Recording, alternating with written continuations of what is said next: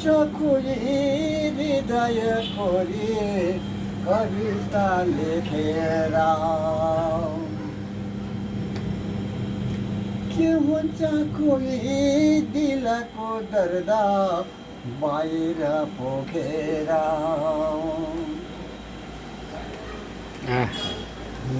तिम्रो गीत पहाडी चारी पातमै लेख्ने छ हो पातमै लेख्ने छ गाउँले कवि यो दुःख तिम्रो दुनियाँ देख्ने छ दामी दामी दामी दामी कस्तै यस्तो दामी हो त नारायण गोपालको गीत गाउनु जान्नुभयो सुन्नुभयो होला नि तपाईँले नारायण गोपालको गीत सुनेर हिँड्नुभयो होला होइन सुन्नु त सुने केही पनि उसको गीत मलाई आउँदैन गीत त उयो त्यो चाहिँ मलाई त आउँदैन थियो अब नारायण गोपालको नआउने रामकृष्ण ढकालको नआउने यत्रो दिदी हाम्रो आफ्नो घरमा पाएर पाल्यो कहाँको महिलालाई त्यो त बहरकै हो नि त रामकृष्ण ढकाल त